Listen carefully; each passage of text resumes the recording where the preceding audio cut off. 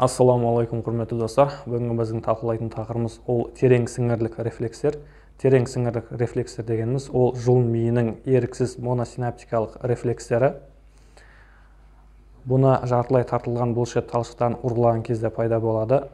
Терең сіңірлік рефлекстер өзі арнайы омыртқа сегменттеріне сәйкес келеді. Мысалға алатын болсақ, ахилл рефлексі S1, L5 сегментіне, тізе рефлексі L2, L3, L4 сегменттеріне, брахиорадиалды рефлекс S5, S6 сегментіне, бицепс рефлекс S5, S6 сегментіне және трицепс рефлекс ол бізде S6, S7 сегментіне сәйкес келеді.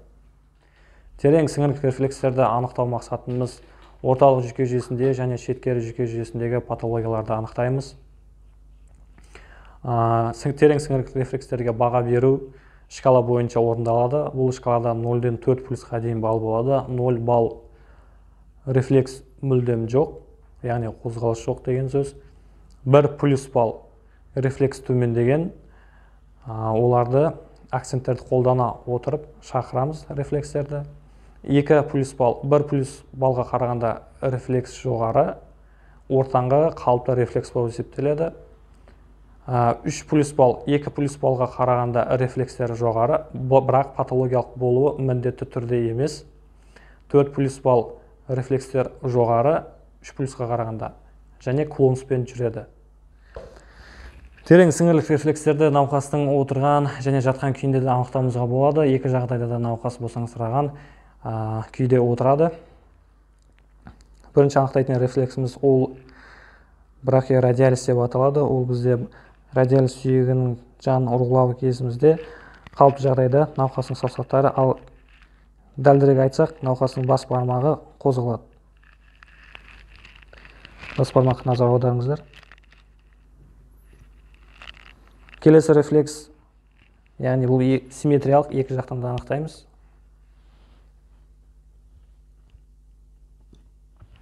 Келесі рефлексіміз бізде бицепс рефлекс, немесе бицепитальный рефлекс деп атауымызға болады.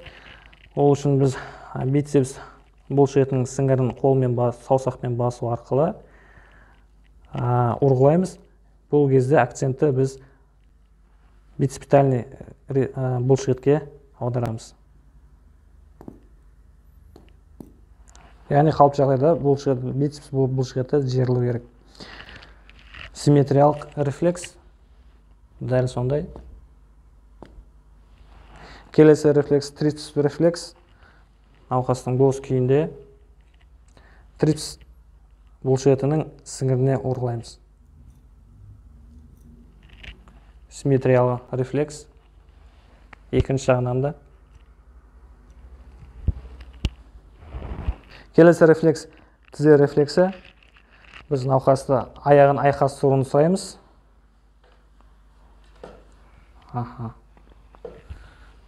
Деніңіз бос қойыңыз, аяқты бос қойыңыз. Тізе сіңіріне, яғни төрт басты бұлшық еттің сіңіріне ұрамыз. Тізе астынан.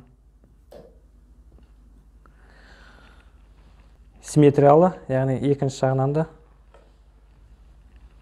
бос қойыңыз.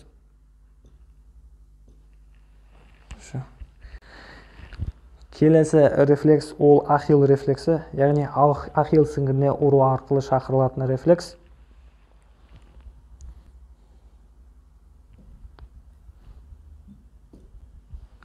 Симметриялы рефлекс болып табылады. Науқас екінші аяғыңыз бос қойыңыз. Бұл науқасымызда шкала тілімен айтатын болсақ, рефлекстер 2 плюс балл, яғни ортаңғы қалыпты рефлекс. Егер гипорефлексия болатын болса, яғни рефлекстер төмен болатын болса, ол бізде жұлын миының және шеткері жүйке жүйесіндегі патологияларды айтады. Егер гиперрефлексия, яғни рефлекс жоғары болатын болса, 3 плюс 4 плюс рефлекстер болатын болса, ол бізде орталық жүйке жүйесінде ақау бар екенін көрсетеді. Назар аударғандарыңызға рахмет. Каналымызға тіркеліңіздер, лайктарды басып кетіңіздер.